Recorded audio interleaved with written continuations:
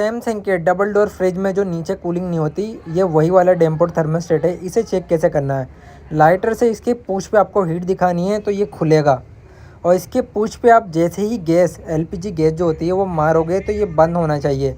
उस कंडीशन में ये परफेक्ट वर्क कर रहा है, वरना इसके अंदर प्रॉब्लम है, ये ख़राब है, आपको इसे रिप्लेस करना पड़ेगा। हम चेंज करने आए थे तो यही टेस्ट कर रहे थे, ये हमने जो नया पार्ट्स लिया है ये वर्क कर रहा है नहीं कर रहा। तो ये अच्छे से वर्क कर रहा था, बंद भी हो रहा है और खुल भी रहा है। तो इसी तरीके से आपको चेक करना है।